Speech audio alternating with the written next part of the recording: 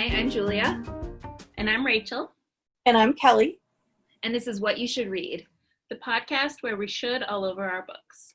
Today we are talking about childhood favorites in honor of the new Babysitters Club series on Netflix that just dropped, and we're all just giddy about it. It's so good. So we thought, what better opportunity to take a walk down memory lane and just get all nostalgic up in this podcast and talk about some childhood favorites. How's everyone doing this week? I'm still quarantining at my mom's house in Maine. So I've I'm still in Maine. I'm still in vacation mode, obviously, because I can't find the words. That's okay. It's an okay mode to be in. I fully agree. I am also quarantining. I got back from my mom's house about a week ago, so I'm hanging out by myself for 2 full weeks just to make sure that I'm fine. I do have a little bit of a scratchy throat, but this might also be my body's way of being like, hey, you should take some days off. Yes. And just be by yourself, and maybe you should read a little. Maybe you should rewatch The Babysitters Club on Netflix a few more times. Oh my gosh. And I know we're gonna talk more about that, but I have had the best time. My friend Amanda, we've been like best friends since high school, have been texting back and forth like constantly about The Babysitters Club. So it would be nice to watch it with you guys, but it's also been nice to have, someone to experience it with. Nice. Well, next time Rachel comes down to Baltimore, we should do a rewatch all together. Yes. Yeah.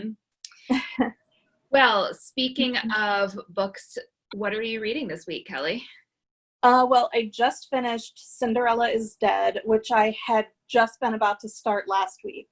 And I finished it this morning, and that book is the biggest, best delight. It's so fun and so good. And the main character, Sophie, is just probably like the biggest young adult badass since Katniss Everdeen. I love her. I am obsessed. Yay. And it turns out that Cinderella is real. The entire thing actually happened, but the true story and the palace approved story, not quite the same thing. And it's been used as a really flimsy excuse to subjugate women.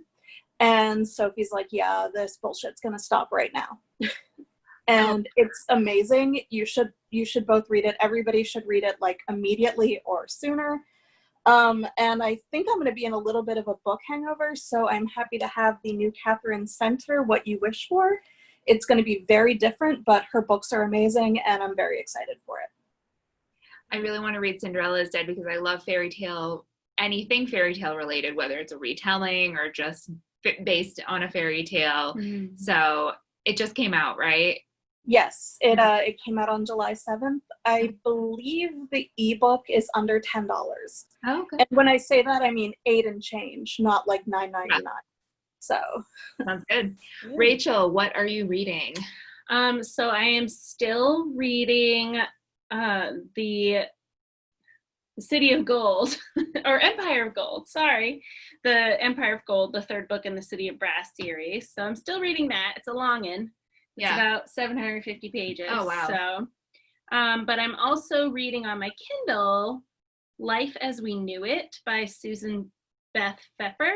And this book has been on my radar for a while because it's kind of a post-apocalyptic, I think. I'm not quite sure. It's kind of an end of the world type of book, and I like those kinds of books. I enjoy reading about the end of humanity, apparently.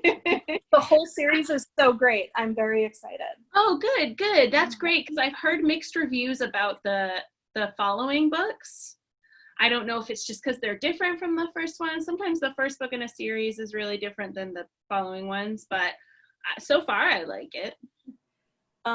If I remember right, the second one follows a different group of people, and then they come together in either the third or fourth books. And I love everybody in Life as We Knew It so much that it was not quite the same with me for the other books, but I really liked the first one, and I'm pretty sure I liked the whole series, but it's been a while, and I am old.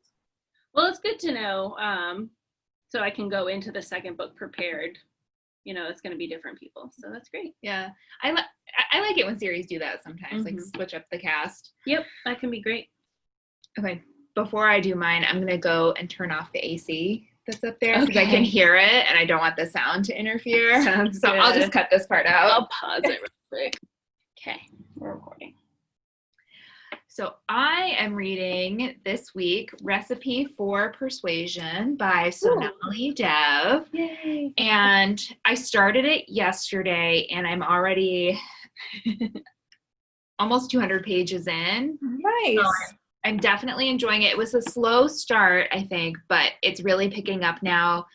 And this is a book that is a retelling of Jane Austen's Persuasion, and it's set in modern times, and the main character is Ashna, and she runs her father's old curry restaurant. Her father is dead, and she's 30, and she's running the restaurant, but it's never really been her dream, but she's doing it to, honor him or keep his dream alive. She has a really complicated relationship with her mother, and then also she has this long lost love who comes back into her life, and she's tapped to go on this celebrity cooking show. So it's like a cross between Top Chef and Dancing with the Stars. So it's cooking with the stars or cooking with the celebrities. And of course, her star is her ex-boyfriend, who's now a famous famous soccer player. It's really good. At first I was like, okay, this is like a really cute, fluffy romance. I understand what this is. And then about a third of the way through, I realized that a big part of it is about her relationship with her mom. So that's just getting really interesting. And it definitely a lot of persuasion, plot points and themes in there, but just a really enjoyable read. Fun. I'm excited. I bought that, and I also bought Pride and Prejudice and Other Flavors by her. So I have both of those. I also have both of those. No idea when I'm going to read them. But the Persuasion one is the book that we sort of magicked into being, right? Because we talked about how much we wanted one, and then miraculously it was released the next day. So, or maybe the same day the first episode dropped, but. It's true. So I figured I had to read it because it's literally because of us that this book exists. Just kidding. Sonali Dev has a whole plan. She's doing 4 different Jane Austen retellings, and I look forward to reading all of them now, honestly. So yeah. Great. And also, world, we know how publishing works. We didn't really magic it into being. Not taking credit. If only that were the case. Yeah. Oh gosh, there's so much I want. We only have one piece of book news this week, but it's something we're all excited about. Rainbow Rowell, who wrote Fangirl, also wrote Eleanor and Park, and they just announced that it's going to be a movie. Not much is known about it, really pretty much nothing at all, but casting should begin soon. So not much to share, but I'm really excited for it. I think Eleanor and Park is my favorite of hers, followed closely by Fangirl. So Fangirl is certainly my favorite, but I did enjoy Eleanor and Park. And when I read that book, I did think, well, wow, this would be a great movie. Yeah. I think both of them would be. What'd you say, Kelly? Oh, I said I think both of them would be, but I didn't hear what you said, Rachel. I'm sorry. Sorry. I said I hope they keep it set in the 80s. Me too. Me too. When the Babysitters Club on Netflix dropped, and I knew it was coming, I realized it was set in modern times. Part of me felt a little disappointed that it wouldn't be set in the 80s or 90s. But having watched it, and I know we'll talk more about it later, I think they made the right choice in a lot of the changes they made, but we'll get to it. So even if they did update it, it's not that it's necessarily like it would definitely not be good, but I think for Eleanor and Park, it would be harder for me to envision that being updated in such a way, but it could be done. Yeah. It could be, yeah. It could be, but I don't know. I think the two are very, very different. I mean, obviously they're very different, but I think all the changes the Babysitters Club made were good ones, and I don't see any real benefit to putting Eleanor and Park in modern day. Yeah. Although I guess if you had asked me a few weeks ago, I would have said, I don't see any benefit to putting the Babysitters Club in modern day, and I was definitely wrong there, so. The whole storyline in Eleanor and Park about the Walkman would have to be changed. Yeah. So, yeah. Well, I guess we'll see. I mean, sharing a pair of AirPods, like, that doesn't sound fun to me. That's not like, oh, that's so sweet. It's like, really? That's weird. Yeah. It's like, how are you going to tell which one, whose is whose at the end? I do kind of want to mention, and we can cut this out if you want to, but do we want to talk about the controversy surrounding that book? Sure, yeah. So I am not a good millennial, apparently, because I am never on Twitter. But I have heard sort of whispers in the last few years of like, oh, Rainbow Rowell. Yeah. You know, and I was like, what? So I finally looked a little bit into it, and I think it's because when this book came out, she got a lot of criticism from Korean American families on how Pak was portrayed and his family, and the fact that his name was Pak, which is technically a last name. And apparently she like just didn't care and was like, I don't care what you say. Wow. And I guess she didn't handle it very well. Yeah. And so I just want to put out there that I also enjoyed this book. It was one of those books that I stayed up till probably 3 a.m. to finish it because I could not go to sleep. But I do recognize that there's probably some not great things about the process of that book coming out. Sure. It's not, oh, go ahead, Kelly. Oh, no, I just said I was just agreeing. I had nothing to add. I'm sorry. I think one of the things that I think should be talked about is the fact that Rainbow Rowell is a white writer and one of her main characters is a non-white character. And there's just a lot that is really tough with that, and in the fact that we should let people tell their own stories, right? Or we should make space for writers of BIPOC writers to tell those stories, because there are plenty of writers out there who've lived those experiences who can tell them much better than a white writer can. And I don't know if she had sensitivity readers, but that is obviously something that everyone should do if they have a character, probably for any book, really. Right. Especially if they're a main character and you want to have a lot of their, like, you know, I read something online about the difference between white writers including people of color as characters in their books versus writing from their perspective. Right. And, you know, like, how are you really going to be able to portray that inner monologue and that point of view versus, yes, absolutely diversify your characters. Yes. While at the same time recognizing that you can't exactly tell the story the same as someone with that lived experience. Yeah. Yeah, well, I think that's a really important point, and I'll be definitely on the lookout to see what the commentary is and how they handle the movie, and and who's on the production behind it and all of that. So, and I feel like sensitivity readers are a fairly recent thing, maybe the past, what would you say, like 3-4 years, and at most 3-4 years. And I know Eleanor and Park is older than that because she's been focusing on the fangirl fan fiction novels. Yeah, eye roll. Huge eye roll. We do not need another Simon Snow book. Give us another fan. Give us another fan girl. Yeah, what's Kath up to? I'd like to know that. But I know Eleanor and Park is older than that. And I mean, maybe she did. But I feel like, while I don't think anyone is going to tell you that you can't tell a story you want to tell if you choose to do it from the perspective of someone that you are not, like a trans person if you're cis, or, you know, a woman if you're a man, whatever. It's like, you need to do it right or you will be called out, and you should be called out.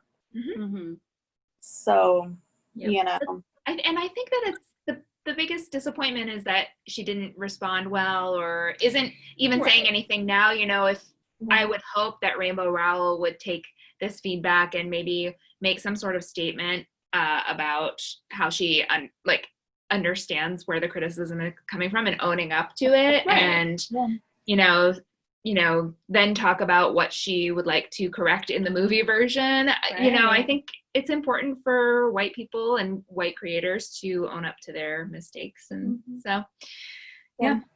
Oh, super fast. I forget what book this is, but a friend of a friend, Nora Raleigh Baskin, had a book. I don't remember the title, I'm so sorry, but it had some pretty anti-Indigenous people statements in it, and they were said from the perspective of a child who didn't know, but I mean, you know, clearly in the book was not supposed to know better.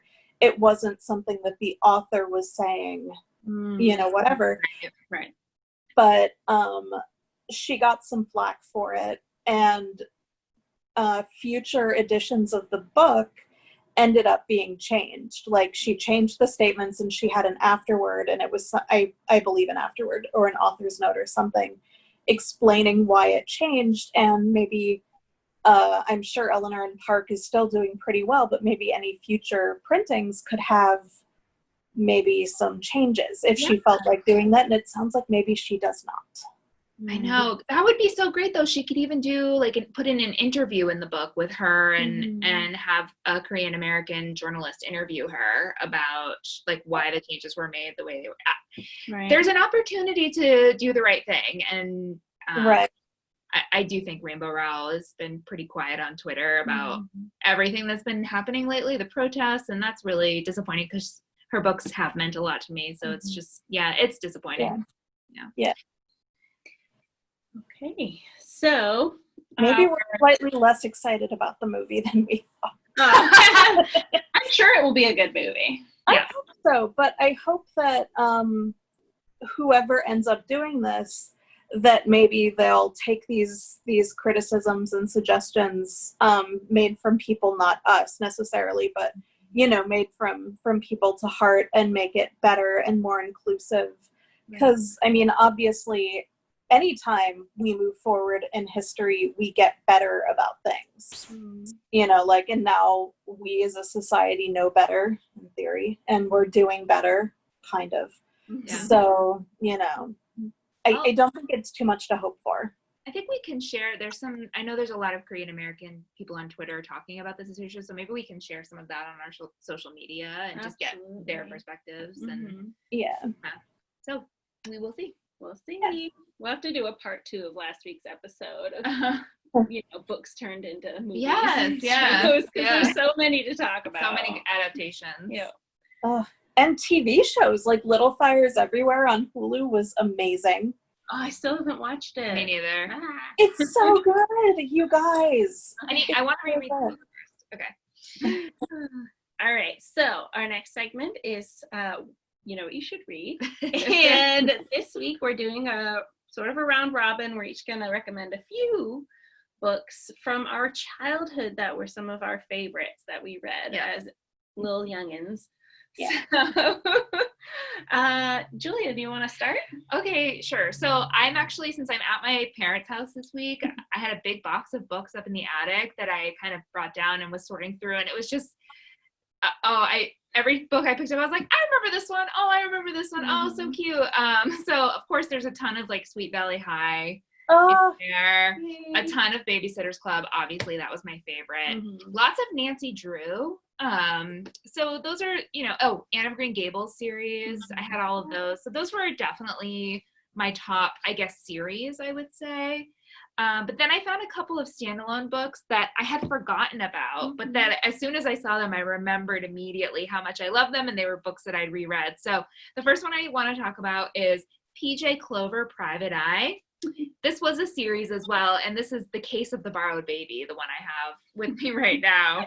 These books are by Susan Myers, and it's about a girl detective. So says 10-year-old PJ Clover's real name is Pamela Jean, but don't ever call her that to her face. When she's not in school, PJ and her best friend Stacy are busy solving mysteries or mixing it up with Butch Bigelow, their classmate and arch rival. But their real adventure begins the day PJ hangs a sign on her clubhouse proclaiming for all the world to see PJ Clover, Private Eye. So she starts this like private eye business in her treehouse. And I remember reading this book a lot. This one in particular, I think it was like they had to find a necklace that had been stolen, and if not, she had to hand over her entire t-shirt collection to Butch Bigelow. Like there was some sort of dare. And so the stakes were obviously very high. But yeah, this was so cute. And this is, I don't know when this was published, but I mean, I'm in my late 30s. So this was 1988. So Aww. Goodness. Yeah. So these are, I don't even know if these are still in print anymore, but this was definitely one of the books that I remember loving so much. So PJ Clover, Private Eye. Great. I'm absolutely delighted by that. Yes. I loved mysteries. I was going through these books and I remember I had a lot of mysteries in here. I read Agatha Christie books when I was in middle school. So I loved Nancy Drew. So I was definitely a mystery book kind of kid. Yeah. Nice. I read a lot of Encyclopedia Brown. Yes, I read those too. Yeah. Oh God. I wish, I know when I was in middle school or high school, we got rid of a lot of my books from when I was younger, like my Babysitter's Club and Sweet Valley Twins, and I'm so sad about it. Like I wish, I wish there was a big box in my mom's attic full of my childhood favorites, but. We gave a lot of my Babysitter's Club books to my cousin's daughter because she's that age and she likes the books. So I'm happy to pass them along to the next generation. Yep. I want them back. I can go take them from the 10-year-old I gave them to. Well, no, I specifically want the ones that I had back because, okay, so when I was in elementary school, I'm sure this will absolutely surprise you, I read a lot of like Christopher Pike and R.L. Stine. It was my gateway to horror. And Scholastic, God bless them, had this series, like this imprint called Point. And they put out these like ridiculously cheesy like horror novels. And there were probably about 1 billion of them. And I've probably read about half of them. And oh my gosh, they were so cheesy and so great. And there was one, and it's not on Kindle, and it's been out of print probably, I'm 40, it's been out of print for probably like 30 years or so. But it's called Prom Dress, and the dress is haunted. Whoa. And I want it so badly. You gotta look on eBay or something. Yeah. It's gotta be somewhere. And it's probably awful, which I think is why I haven't tried very hard to get it. But every time I would go to Book Thing or another used bookstore, I would always look because somebody somewhere has got to have it, and they've almost certainly not kept it. And I want to encounter it in the wild and then buy it and bring it home and read it and be probably very happy and very disappointed at the same time. Yeah. Is that optimism? I can't tell. Maybe realistic. Maybe. We're old now. We're not kids. That's true. Okay, so I actually did some rereading in the last few days of some of my childhood favorites that I also found at my mom's house. Shout out to Mom. Shout out to Mom. Reading the books. So one I want to talk about is the Ramona Quimby series by Beverly Cleary. So I really relate super hard to Ramona being the youngest child and always feeling like a pest. Oh, goodness. And kind of a Beezus, yeah. I'm a Beezus? Yeah. You're always reading. You're so good and smart. I'd rather be a Beezus than a Janine. Okay. All right. Yeah. Or a Mary Jane. Yeah. That's just Beezus' friend. Yeah. Oh, that's so funny. So Ramona the Pest was actually not the first in the series, but that's the only one. That's the one I had. The first one in the series that I had, where she's in kindergarten, and that was published. I found out this week in 1968, which is incredible to me. So Beverly Cleary did a lot of writing for over many decades, because the next one in the series, Ramona the Brave, was published in 1975. Oh, wow. So I was like, wait, what? Yeah. And then one of the later ones, Ramona Forever, which I also reread recently, where she's in 3rd grade, was published in the 80s. Huh. So she definitely spanned that series over many, many years. But my favorites were actually Ramona and Her Mother and Ramona Quimby, age 8, were my 2 favorites in that series. I remember that one. Yeah. And I love Ramona. I think her view of the world is just so, she's so bright and imaginative, but also she's just very quick to frustration, which I think is the age. Mm-hmm. But, she's so relatable in that respect. Like, gosh, none of the grown-ups understand me. So I love her. And those are definitely, I definitely recommend those. Nice. So you should read the Ramona Quimby books. And then what else you should read is, so background on these books. So The Amazing Days of Abby Hayes series by Anne Mazur. I found these books at the Scholastic Book Fair in Clutch. The Scholastic Book Fair is where it's at. Yep. The best day of the semester. Literally. Every year. Literally. Yeah. And my teachers, for some reason, had it in the morning for my class. So I bought these books at Scholastic Book Fair and then spent the rest of the day reading them under my desk instead of doing schoolwork. So that was if they didn't want you to, they wouldn't have sold them to you in the morning. What grade were you in? I think it was in 5th grade. So Mrs. Thurston. Yeah, it must have been. I might have been in 6th grade, now that I think of it. All right, Mr. Mayo, if you're listening. Yeah, sorry. Sorry. Oh, that's great. But to be fair, you did let me buy books in the morning. Yeah, so. it's really, what did they expect? Yeah. All right. Well, we are running short of time, so I think we're going to take a quick break. Mm-hmm. And when we come back, we're going to discuss the new Netflix series, The Babysitter's Club, based on the series of the same name, with our friend AJ McCombs. So we will be right back.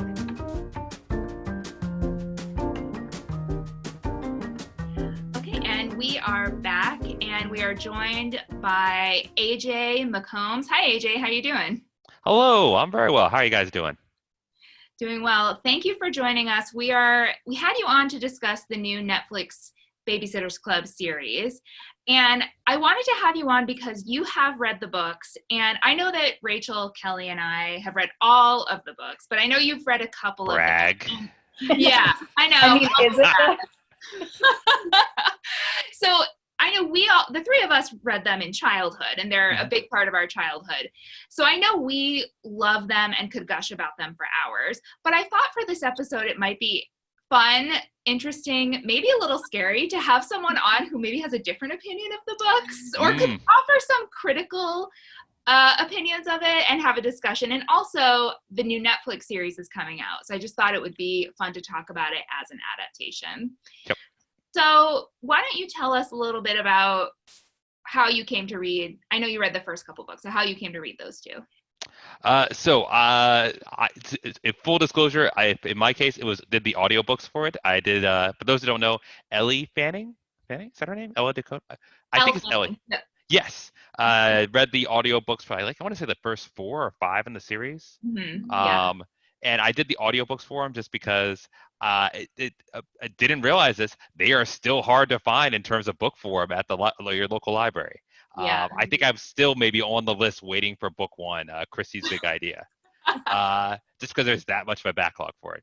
And this includes trying to find like the graphic comic book on it version of it, the other kind of versions of it, which are like big type versions. Nope, all of it pretty much impossible to find, at least at my local Enoch Pratt library. Shout Do out they to not Enoch Pratt. have them, or are they just like, yeah, shout out to Enoch Pratt. Do they not have them, or were they just on back order? I guess they were on back order. Someone else had them out, but like it was basically when I went there was like 3 different versions I was looking for, and it was like, nope, not here. Nope, not here. Nope, also not here. So, and I was kind of under the gun to that point, so I was just like, all right, fine. I will just pony up to get the. At that point, I think I was still on the Audible subscription, so I was like, I guess I'm burning one of my coins for this 30-minute long audiobook because they are not long audiobooks either. Yes. No, they're not. They're probably a couple hours a piece. Yes, they are super short. Not bitter about that at all, that I spent a No. full coin for each one. Yes, so going back to your question, like I got into it because we actually have a podcast as well called Maybe Required, maybe New Canon Podcast. It's still, this podcast was recorded maybe 6 months ago. It has still not been released at all because I am behind on doing the editing. But yes. This is also secretly my ploy to get you to release those episodes. Oh, I got it. It's not secret. It's very much in my face that I should be doing this. And I know that I should have taken care of this. It's just, it's going back and listening to myself, which I always hate. And then B, it's just like, it's so much time is built up every day, it just hangs over me more and more. So it will come out soon. Yes. Yeah. Okay. I mean, I am excited. So yeah, I remember we talked about the first 2 books of the series. So just a general, quick review of the books for you. How did they land? Oh boy. So spoilers for anyone who in 2026 who listens to our podcast when it comes out. But it was. I mean, it was okay, I guess. Like, to be honest, like I gave it a. I'm trying to think. Like, it's not one of the things about reading. Whenever you read a series designed for people who are younger than yourself, you have to give it a little bit more of a curve in terms of grading it. Yeah. That being said, the way I would describe it is like dumb detective stories. But like I say it with all the love of the world because like, and this is jumping ahead a little bit, but like the twist that happens in like the second book with Claudia and the Phantom Caller, if I had been reading the book, I would have thrown the book across the hallway because it was such like, it was a twist that surprised me, but it was the dumbest possible twist. I was like, oh, so they're not actually going to solve this mystery? That's all going to be solved off screen? We're not going to deal with that at all? I was like, this is like the worst Hardy book in some ways. Like they're not actually solving the mystery, but it's kind of laced throughout. Yeah. I know. I was kind of bummed that like Christy's great idea is great, and then the Phantom Phone Caller, the original book, is probably, in my opinion, the weakest story of all the books. And I'm kind of glad, this is kind of a segue into the Netflix series, but I'm kind of glad they totally changed up the story for that particular book. But anyway. Oh, they changed up a number of things for the series. Like I thought I was just going to watch the first one because I was like, oh, all right, we're doing this podcast. I'll watch the first episode. I got pretty deep into the second one, and then I started having like PTSD flashbacks to my feelings on the second one that I was like, no, I don't want to watch. I don't want to get to the end of this when we just find out, oh, no, you're not going to solve at all who the Phantom Caller is. It has nothing to do with it. There's just a stalkery guy who's the shame of all Allens that has been hanging out. Well, let's just jump right into that. How did you feel as an Allen? Because your name is Allen. You go by AJ sometimes Allen. But what do you prefer, by the way? I prefer AJ. Pretty much the only one who calls me Allen is one of our mutual friends, Jason Herbert. Yes, but yeah, most people just call me AJ. Yeah, okay, that's right. Jason always calls you Allen because his brother is AJ also.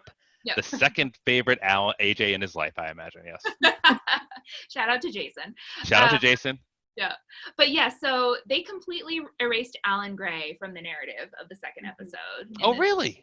Yeah. I didn't get that. I was wondering if they've changed enough things in both the first one and the second one. I was like, oh, he must be coming along later on. And I just hadn't seen him yet. Oh, they just deleted him entirely. Yep. Interesting. Okay. Yeah. Which I thought was a good move. I thought in the original books, that storyline to me was kind of problematic. It was basically, he was stalking this girl and pranking her and spreading rumors just because he liked her and wanted to ask her to the dance. It's the classic trope of if he teases you, he likes you, and it's just not a good message. So reading this is like a 30-something person. I was like, oh yeah, I remember that being told like, oh, if they're picking on you, it's probably because it probably means they're into you. So when I read that, I was like, oh yeah, that makes sense. That adds up. But yeah, today it's like, oh boy, that's not so great. Yeah. Well, backing up to Christy's great idea, which is the first book and also the first episode of the series. So I had a couple of just general questions. So I guess we'll stick with pretty much the first episode. But do we think this is a good adaptation of the books? Well, to kind of go at first, like some general thoughts, like the casting, pretty on point. Yeah. Pretty on point. This may be a hot take for people in the room. I did not care for Claudia at all. She's the least favorite of the BSC for me. And the actor they had playing, I was like, oh, I actually like you. You are not like annoying to me. I actually enjoy this character now. The earrings and stuff and the outfits were still blah. But yeah, oh yeah. You're so wrong. She's the coolest sitter. You know what? Come at me. Kim Lee, if you're watching this someplace or listening to it, come at me. I'm sorry.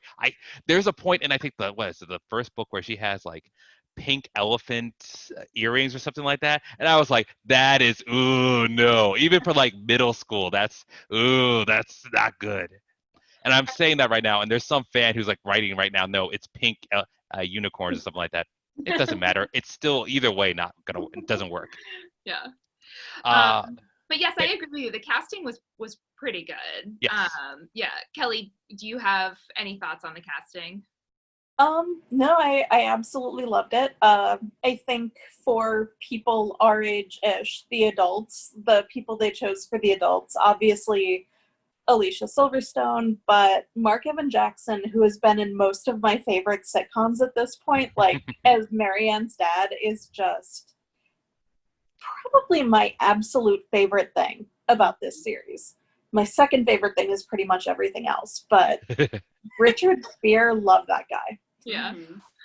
To piggyback on that, like Mark Evan Jackson also is such a good cast for it because at least in the books, and like I only got 2-3 of them, the dad just seems like a real douche, just like really overprotective, just a problem. And here there's like just the way that Mark Evan Jackson speaks, he sounds like instead of him just being a jerk in the previous book in the books, I was like, oh, okay, I get this guy a little bit. He's actually a bit of fun, at least in the series. Yeah. Yeah. But even beyond that, I'm just curious in your guys' thoughts. Whenever I see a serious show like this with this cast of young actors, I'm always like, oh boy, what happens when puberty hits these people and we're supposed to believe they're still like 6th grade when they're like, oh. Right. Well, and in this series in particular, because Anna Martin's books go on into the hundreds and they remain in 8th grade the whole time. Like the first 10 or so books are them in 7th grade, and then they graduate to 8th grade, and then they stay frozen in time for the rest of the series. So there's no way that Netflix will be able to do all of the books as episodes and keep those actors at the age of 12 or 13. So they'll have to either keep it to 2 seasons. Maybe they could stretch it to 3, but then after that, yeah, it's not going to be realistic. And one of the things I loved about the casting is that they got kids who actually looked the age that they were supposed to look. Yeah. Yep. I would say of the casting, like Christy, spot on. I liked her a lot. Yeah. She's also #favorite sitter for me. It's like I was thinking like, oh, she's like the chairman of the board here. I appreciate, yes. Yes, she's president of the club, and I love it how in the show she answers the phone that way all the time, even if she's just at home or signing her essays. Christy Thomas, president of the Babysitters. I always want her to say president and CEO of the Babysitters Club. Is there something? This may not be my lack of knowledge here. Is there something special about the red cap? Because that seems to have been a fan service moment at the end of the first one. I was like, is this a thing? Is this like prominently featured in the covers? I guess that I never saw because I never read the books. I feel like it definitely, the wardrobe for Christie's especially was very much fan service, in that they kept her in a turtleneck with a crew neck sweatshirt over it, baseball cap, and jeans and sneakers, and that is Christie's uniform. Yeah. Oh, really? Oh, that is? Throughout okay. the book, that's pretty much all she wears. Yeah. And the red visor is a thing that she always wears during meetings. It's like a signal that the meeting has begun, because she puts on the red visor that's in Claudia's room and sits in her director's chair, and then calls the meeting to order. So that, yes, that was a good catch. That was definitely a fan service moment. Oh, all that fan service you just mentioned, from the director's chair to the hat to the outfit, none of that I caught. I would not have noticed the director chair at all. I actually remember thinking at a point, like, that's such a Claudia thing, having a random director's chair in your room, just a regular old chair. Didn't realize it was part of the fan service here. But yeah, I was curious about that.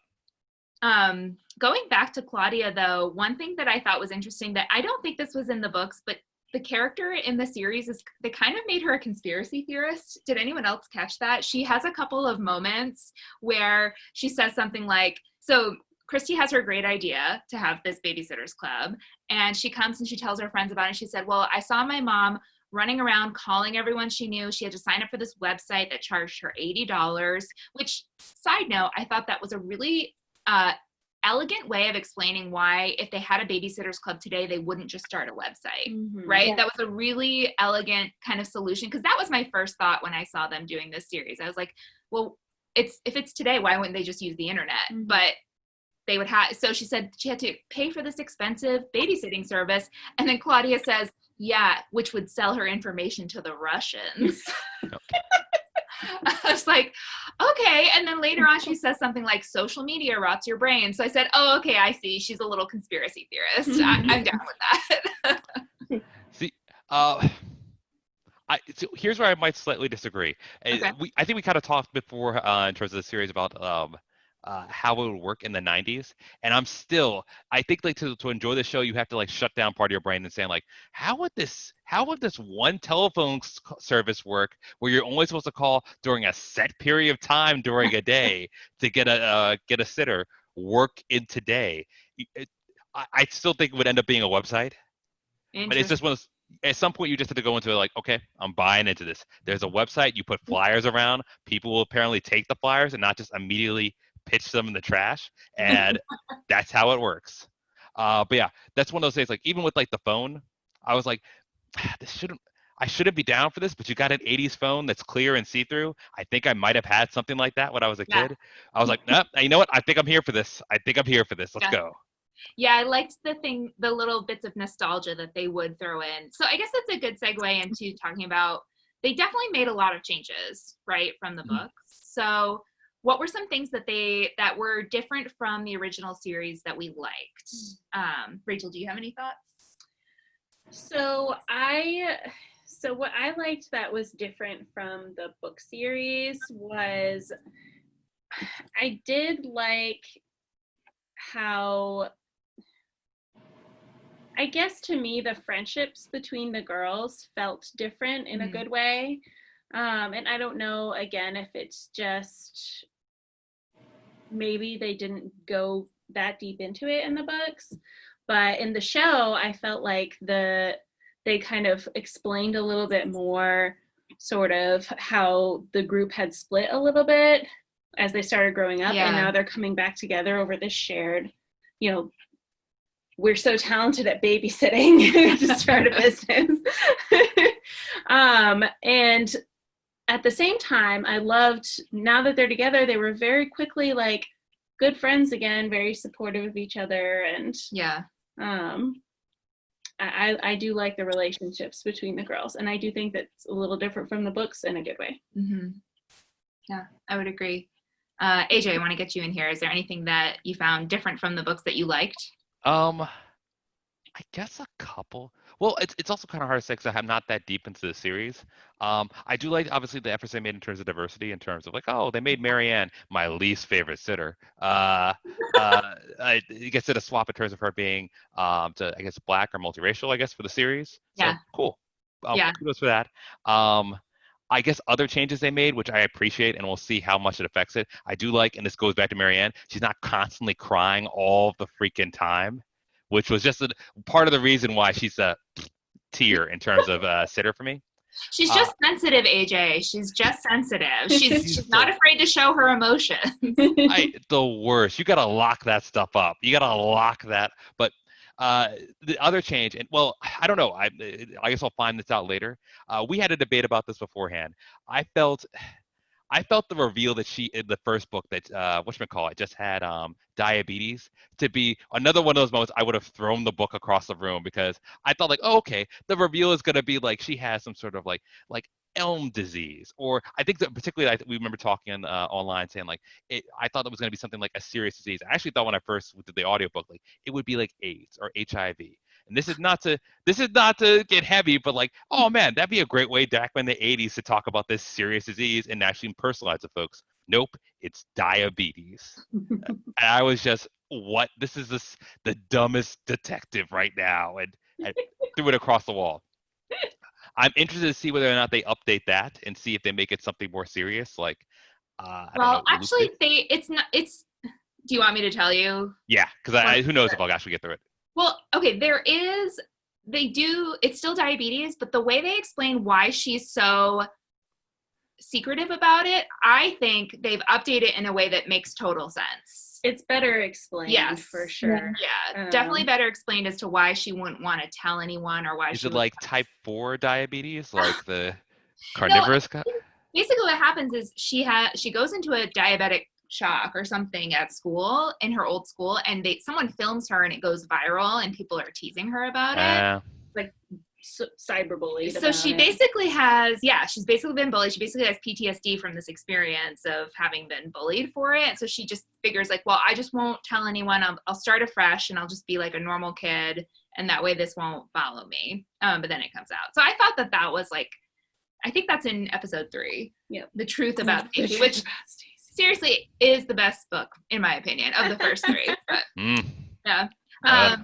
Kelly, was there anything? And I also want to say I agree about the casting. I like that they made the cast more diverse. And Dawn, who comes in later, she's the 5th sitter that joins them later in the series. I have no knowledge of her. Yeah. Is played by an actress. I think the name is pronounced Xochitl Gomez. So they cast a Latina actress. Nice. So yeah. Is she the one I remember you vaguely mentioning to me that she's like a ballerina and her that's Jessie, who in the books is the only African American sitter. So yeah. Well, they don't need her anymore because she shows up later. Yeah, and she's in late, like book 16 or something like that. Yeah. Kelly, was there anything they changed from the books for the series that you really liked? Well, I actually, as a kid reading these, I wanted so much to be Claudia or Stacy. I was a total Marianne, not super good with conflict, not super good with very much. So watching this now and seeing Marianne really just kind of be, I don't know if you've gotten this far, Julia, it's episode 4 or 5, I think, Marianne Saves the Day. Yeah, I saw that one. Being kind of a badass, challenging people in authority, I was like, yes, Marianne's everywhere were redeemed. Yeah, I agree. That was a great moment in I think it's episode 4, Marianne Saves the Day. Yeah. And she's sitting for a child who is trans, who's a little trans girl. And Marianne has to take her to the hospital because she spikes a 104 fever or something. Yeah. So really urgent. So she takes her to the hospital and the doctors misgender her. Yeah. And so she has to say, don't do that. And look at her. Don't look at the chart, look at her. Yep. And that was a great moment. Please find me a gown that's not blue. Yeah. And so that was definitely like storylines like that were definitely updated from the series. You would not have seen that in the original series. And it's just so great to see those kinds of changes. I mean, even smaller things like I identify as a Christy, and in the first episode, the very first thing we hear Christy talking about, it's true. This podcast was my idea, by the way. Did I? It was Julia's big idea. Did I say that? Are you sitting in a director's chair right now? I should. I need a visor for this.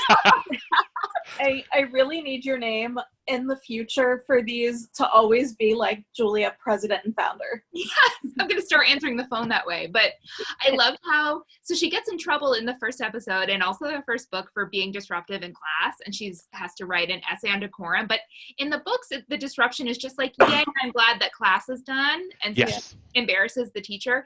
In the episode, she disrupts by saying, why didn't Thomas Jefferson say all people are created equal, not just Mhm. men? So she's standing up for women's rights, yes. Yeah. And the teacher gives her an essay on decorum, and just I just liked that she, you know, called that out, and when she wrote the essay, she called her teacher out as well. Mhm. And so I thought that was cool. I also loved how they kind of updated it to be more feminist. Yeah. And Yeah. I loved Christy and her mom, and how, you know, when she's first trying to find a sitter for David Michael and Christy offers to change your plans, and she's like, no, your brothers didn't even offer to change their plans. Yeah. So I'm Yeah. going to make you do it. Yeah. Well, And when she, sorry, AJ. Oh no, I'm glad you brought up the decorum part, because I remember hearing this, and I'll admit my own my own personal biases here. When I first read the book, at least the original version of the book, I was like, yeah, you're being a little jerk just yelling "yay" at the end of class. That's insulting. Well, one of the things that Alicia Silverstone said of the next one is that it's problematic, her having to write an essay on decorum. Was it still problematic in your feelings in the original book, her having to write one in that situation?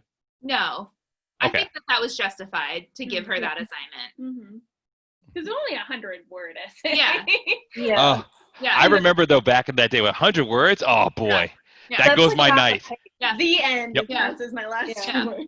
But in the episode, I thought it was cool how they changed it, because it did change the fact that it was no longer a justified punishment. Or, I mean, I guess you could argue that he had the right to give her that assignment, but it seemed like it could have been more of a teachable moment that also like encouraged her to speak up like that in the future, but maybe and maybe channel that into something positive.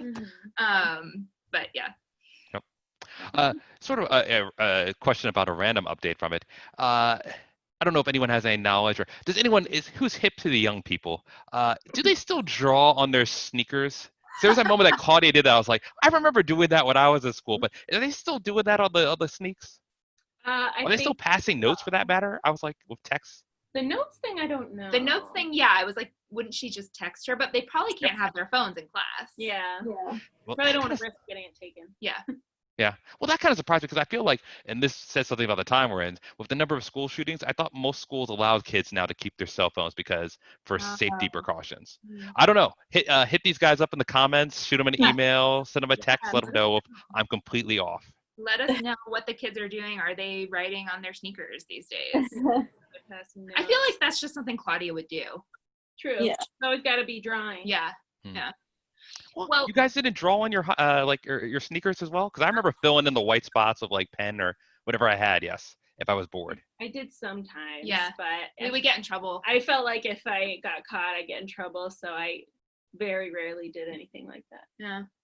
So my next question is there anything we wish they'd done differently? I will just say I wish that there was more Janine, because I really loved the character of Janine. I thought that she was super funny. And I also kind of wish there was a little bit more babysitting in the first few episodes. I felt like there was hardly, I understand why, because the episodes are so short and they have to introduce the characters in those first few episodes, right? They have to make sure the characters are fleshed out enough so the audience like is invested. But I was also like, I feel like episode 2, there was almost no babysitting.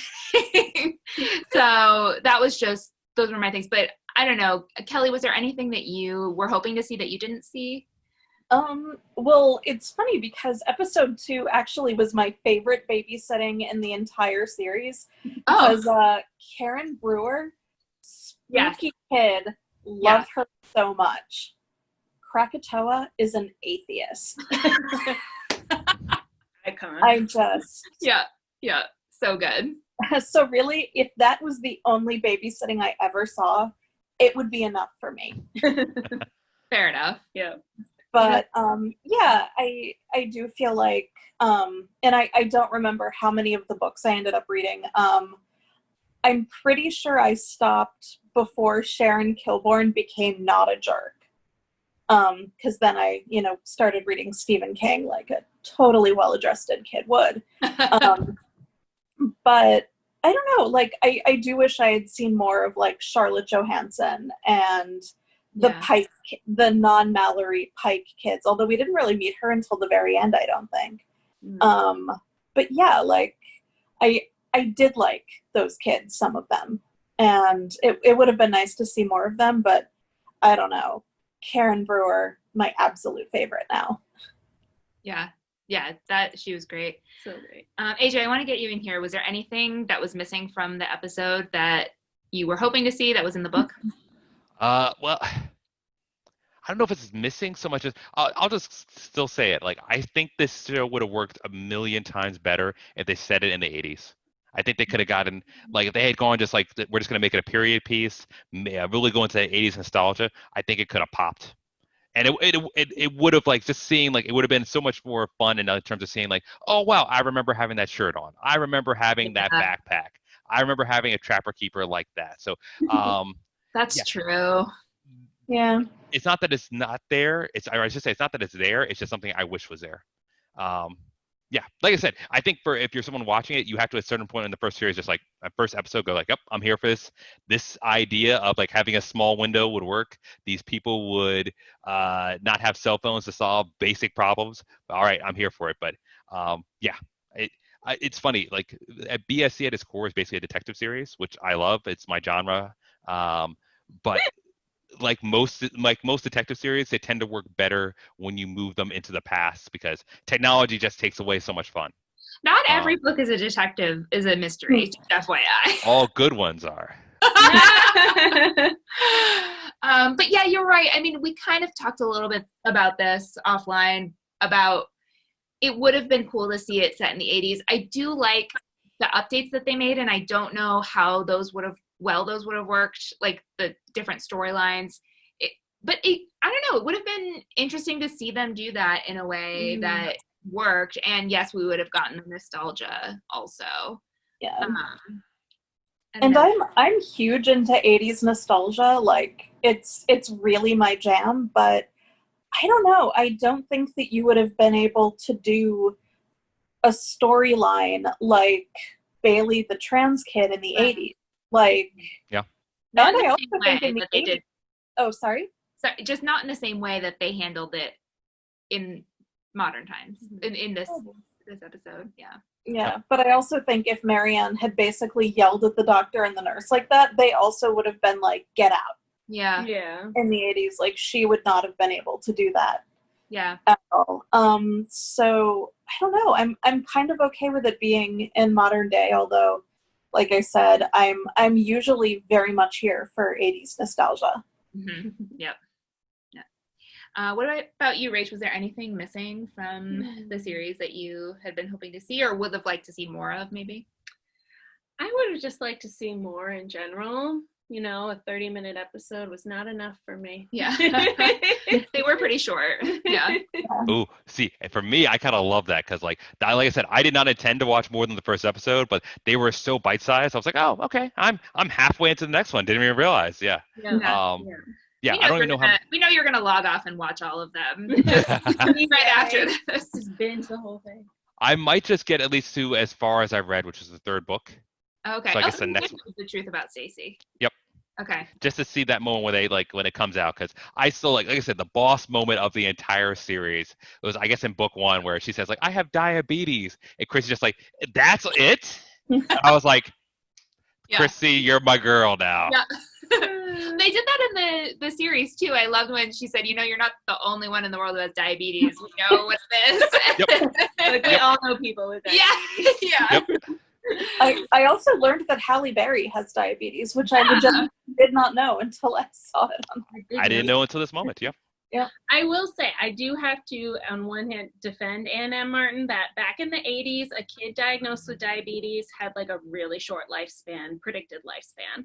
It was not easy to control back then. Oh, I didn't know that. I did not know that either. In my head, I thought it was manageable, but not as easily. I want to say this with a sensitive light touch. It's technology makes it a lot better in terms of tracking that, obviously now. But I thought it was more difficult back then, but still manageable. The types of insulin they had back then and what we knew about how it affected the body was just a lot scarier. And it is much easier to track now because kids can be hooked up to glucose monitors that upload to their parents' phone, and it's much, it's a much better situation nowadays for Yeah, sure. I didn't think about that, how back then it would have been much harder to control and just more nerve-wracking for everyone. So I guess that makes sense. Well, we've already kind of talked about the performances of the actresses playing the sitters. I think we all agree they were great, great casting all around. What do we think about some of the, and we touched on it a little bit, but the adults who play Christy's mom and Watson? So Alicia Silverstone plays Liz Thomas. What do we think about her performance? So good. So good. I was very happy. Yeah. I feel like I haven't seen her in anything in the longest time, and this year she was in The Lodge, which was really good and really creepy. So maybe Rachel and Julia don't watch it. And she was in the remake of Valley Girl. That's a musical. Oh. It's really fun. I'm glad she's doing stuff. I love her. Yeah, it is nice to see her and stuff again. AJ, I can see you kind of giving a so-so gesture with your hand. So were you kind of like on the fence about her performance? A little. I'll say it, like, I thought she was fine. I didn't love the moment. I think in the very first episode when they played into the whole clueless, there's some sort of comment they made like, "Yeah, you would be totally clueless," something like that. I was like, "All right, I got that too. all right." Yeah, I did. You'll do nostalgia for a movie from the 90s, but you won't set the series in the 80s. All right. Right. But yeah, I thought she did all right. I don't know. I didn't love her enough to yeah, I didn't love her. I will say the person who played and I think somebody also brought this up, who played Brewer. Watson Brewer, yeah. Yeah, Watson Brewer. That actor's name. I've seen him in a bunch of other stuff. He's been in like a billion USA Today shows. Yeah, and he was in Her Shoes, right? Yeah. That movie. Yeah. Yeah, I definitely feel like he is the perfect Watson. I also like, and this may just because I'm Team Christy, I was also like, I can't stand this guy who's getting together with Christy's mom. And I was like, oh, okay, this guy is not a total douche. He's actually making an effort. Yeah. There was this, like I said, I only got halfway into the second episode when he does the whispering hallway, and I was like, oh, okay, you're making an effort here. You're a bit of a doofus, but you're making an effort. I appreciate it. Exactly. And I think, trying so hard. It was perfect when she was like, he's trying so hard. Yeah, he's trying too hard. Exactly. Yeah. I love how he is her biggest champion for the Babysitters Club. He's her first client, and he just gets so excited for her and recommends them to all of his neighbors. Like, he is kind of the reason they are successful from the get-go, because he brings all his friends to call them. But yeah, I thought he did a great job just being kind of a lovable but also annoying adult. And just to go back to the kids' performances, Sophie Grace, who plays Christy, I thought brought so much emotion to that role. I mean, even in the first episode, you can just see the pain on her face. You can tell she's heartbroken, right, about her dad leaving, and it's really powerful. And in episode 5, there's a scene that she really kind of lets it out, and it was just, I thought, a great bit of acting. So yeah, I mean, the adults were great, and I really loved Alicia Silverstone, but the young actresses in this show are really just so good. They stand out. Yeah. Oh, I agree. I'm only like an episode and a half in. I think Christy right now is the best actor in the series so far. The Claudia kind of coming up neck and neck with her. Yeah. Yes, those two actresses seem to have so much confidence. I think for such young actresses, and I think the actress who plays Claudia is Momona Tamada, I think is her name, and she's just fantastic. And then Malia Baker plays Marianne. I think she also does a great job of. It's very like understated because Marianne is very quiet and shy, but I like how her personality, and also the actress who plays Stacey Shea Rudolph, I think they both bring more personality to those roles. So yeah, Stacey is still the sitter that I find she needs more of a personality than just sophisticated. Diabetes? And then she has diabetes. She's from New York and she has diabetes. That's really her personality. Yeah. And then later on in the series, she's boy crazy. Right. So it always kind of bugs Later me. on? Yeah. Later on. You mean not from minute one? Oh, that's true, because she has the crush on Christy's brother. I forget about that all the time. Well, there's a whole episode devoted to how much she is boy crazy. Yeah. But I just wish there was more of a personality for her other than those few things. I feel like all the other sitters get more fleshed out. Anyway. Not Mallory so much. No. She's like older sister, comma reader. Yeah. Yep. Well, we are running short on time, so I guess we'll just say, what are any final thoughts on this adaptation of the Babysitters Club? AJ, we'll start with you. Final thoughts. Oh boy, the pressure going first. So I think if I were going to recommend this to someone, I would only okay, hot take. If I were going to recommend this, I would say that you have to at least care at least already about Babysitters Club, or already have been invested, have watched it before, or maybe have a young person in your home. I don't think someone who is not familiar with BSC, who has not read the books, or is not into it goes to the fact that I didn't go for 80s nostalgia. I don't think this is going to speak to someone who doesn't have any previous relationship to BSC. But if you do, it's a fun and quick bite-sized watch. I think it could be a fun like family night for somebody. If like, oh, me and the kids will watch this together. The kids so far best actors in the group. And hashtag Team Christy, boss of the group. Kelly, final thoughts. I really hope they do a season 2. I hope that we get the book where Dawn finds a secret passage, because I remember flat out loving that one as a kid. Mm-hmm. So I hope that's coming up. And I think the series stopped like right before, or like maybe 1 or 2 books before. I love everything about that series. I love that it's like basically feminist as all hell. And I love that they seem like girls who would be best friends. Yeah. Mm-hmm. Yeah, great. Rach, final thoughts? So it definitely had the nostalgia factor for me. Just watching it just like made me feel so warm, and I thought they did a great job adapting it. I think it was well done. I don't think they, ruined anything. Right. Yeah. It kept the spirit of the thing while giving it, the updates you would expect for it to be retold in the modern setting. Yeah. So I was very happy with it overall. Yeah. No big complaints. I agree. Last week we talked about book to movie or TV series adaptations that were bad adaptations. I would say this is an excellent adaptation because it, like you said, it kept the spirit of the books, but it made changes that were effective. And I think it's the best adaptation of these books that we've had so far, because there have been 2 others. There was a movie starring Rachel E. Cook, thank you. And Skylar Fisk. Yes. You had me at Rachel Lee Cook, to be honest. I had to Google it. So you should check that out. That was a good movie. And then there was also an HBO TV show, a miniseries. Oh, was it gritty? Like they did gritty, like they carried guns and they were cops? I mean, that would be something. But no, it was just basically a reenactment of the books. Yeah.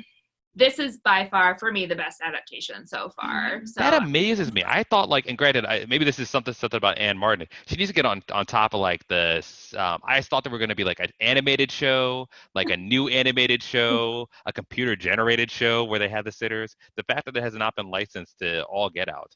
It does seem like there's kind of a resurgence of interest in the series recently because the graphic novels are coming out.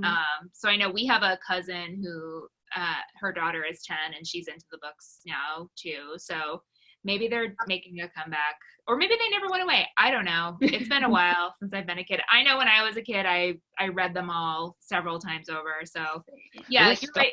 It's nostalgic, right? Were there's like when you guys were growing up, like stuffed animals, like toys for this? Because I feel like this is like ripe. Like this is something like if someone was not the merchandising the heck out of it, they didn't do their job. They really didn't go overboard on that. There were a lot of spin-off series, and the anything adjacent to the books was just more book-related things. Really? Okay, in my head, I remember this being all over the place. This Scholastic Book Fair. Shout out to Scholastic. Yes, at school. In my head, I imagine there being posters, books, like stuffed animals you could buy, like bikes. What would you buy at a Scholastic Book Fair? Like, what was your childhood? What was your Babysitters Club, AJ? Oh, my Babysitters Club? Let's see. I was into, and I don't think this was really that often. I don't think you found this at Scholastic Book Fairs that often, but I was into Tom Swift, which is like the lesser known cousin of not Harry Potter, of the Hardy Boys. And Ah. that's not true at all for someone listening. I know they're not related, but basically, Tom Swift was like, he was a billionaire inventor who, he like had an invisible submarine that he could float around, and he would build like, basically like fantastical things. Oh, that sounds so good. Yeah, so that, the Hardy Boys, until like I reached the point like most people have already reached where it's just like everything's smugglers, and you're like, okay, it's gonna be smugglers doing this, smugglers doing that, and a few Nancy Drews as well, which I stole from my sister. Yeah. But I don't think those were a lot at the books fairs. I used to read like Mad Max and actually, here's the honest answer. It was like Mad Max, Animorphs, huge into Animorphs back then, and I think there was some other series that I was big on. But yeah, those are probably the big ones that stand out in my mind. Oh, and this may have either been a signed book or part of my book fair haul. My Side of the Mountain. Oh, yeah. I have that here. That's the Yeah. other side of the mountain, but my side of the mountain is Side of the over here Mountain's somewhere. good. I got out all my old books at my mom's house, so. No, that book is like in one of those rare pedigrees of books for me, like with A Wrinkle in Time, and like I have such fond memories of it. I refuse to read any sequels, and I have not reread the book at all since I first read it, because I don't want to come back to it and be like, this is terrible. I don't know why I like this. He could have just gone to the other side of the mountain. It's My Side of the Mountain, the one where he has a falcon as a pet. I don't remember. It's been I so don't long. remember either. Yeah. Well, this was Yep. super fun. Thanks for joining us. AJ, before we sign off, do you have anything you want to plug or anything you want to shout out? Your upcoming podcast that you're going to... Yes. Look for us in your streams or neural net downloads in 2026, whatever the popular ways for downloading your favorite things are. But yeah, that's probably it. Cool. Well, thanks for joining us. Thank you guys for having me. This was fun. Yeah, this was fun. Yeah. AJ. All right. Thanks again to AJ for talking to us about the Babysitters Club Netflix series. And now before we close things out, we have a special surprise. We have a pre-recorded interview with Gabe, our nephew, and he's talking to us about some of his favorite books. Okay, welcome back to What You Should Read. So this week, since we're talking about childhood favorites like the Babysitters Club, we thought we would interview someone who is a child right now and can tell us what the kids are reading these days. So we have a special guest. Do you want to introduce yourself? My name is Gabriel Hall, and as Julia said, I will be explaining what kids read. Yeah, you're the expert, so we need to find out what the good books are. Gabe, how old are you? I am 9 years old. Mm-hmm. And what grade are you in? I am now, and I'm coming into 4th grade right now. Okay. And what's your favorite subject in school? Well, according to this, reading. Playing to his audience, I see. So do you have a favorite book? What's your favorite book? If you're talking my early childhood, it's Elephant and Piggy. Elephant and Piggy. Oh, I see you have some right here. Mm-hmm. Let's see. So I have Here, we can hold these up. 3 of the Elephant Piggy books Uh-huh. right here. These are 3 I used to read as a 5-year-old. Why did you like these books? Well, because they're simple and they're just good. If you're like a younger child, it's how the words are arranged and how it's arranged. It's like one of your favorite books. Makes sense. Mm-hmm. Do you guys have any questions about the Elephant and Piggy books? Have you read these? I have not read them. They look like they're funny. Are they funny? They can be pretty funny, some books. All right. I remember one of these books because I think I read it to you when you were a kid, a younger kid than you are now. 4 or 5-year-old. 4 or 5-year-old. And there was one book where it said, it made me go back to the beginning and read it again. Like it tricked me, the reader, into going back and reading it. And you thought that was great. Because then I had to read it again. Do you remember that one? Yeah. Yeah. And I was like, hey. But I thought it was good because it got you excited about reading. Yeah. So you said at the beginning, you said you wanted to know what kids are reading. Yes. Absolutely nothing. What? What? Oh, no. You're not reading anything. Well, I am. Okay. Yeah. Well. Some kids, but yeah, they're reading. Kids my grades, they're reading stuff like A to Z Mysteries, Dogman, Magic Treehouse. What is Dogman? Dogman is a graphic novel. It's a type of book about dogs. Okay. So in the beginning, it's this dog and this horrible cop. They get blown up by this evil villain who is a cat. Whoa. Wait. I'm sorry. The cat is evil. That's so stereotypical. We know not all cats are evil. Yes. We love cats. Yeah, if you think of an evil cat, you can think of Cleo. Oh, no. That's his grandparents' cat. Yeah, anyway, then they go to the doctor. Because they got blown up. The cop's head is almost dead, and the dog's body is almost dead. So then they try sewing the cop's body into the dog's head, and then they created Dogman. Whoa. So it's like The Fly. Something like that, yeah. So they create a new dog man using a dog's head and a policeman's body. Yes. Okay, and then he fights crime. Yes. Okay. So, wow. It is very interesting in the other books too. There's a bunch of villains. The villains are like cats or something like that. Okay, the author of this series definitely has issues with cats. It sounds really good though. It's called Imagination. All right. We just got schooled by now. Fair enough. I mean, that sounds interesting. How many are in the series? Right now, I think there's like 7 or 8. That sounds great. Kelly, have you read these books, Dogman?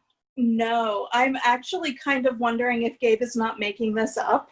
I'm not. And if you are, I would for sure pre-order. I'm not making this up. This is like a true book if you read it. If I brought my book right now, I could literally show you. Yeah. Do you have any books that you want to read but you just haven't gotten to yet?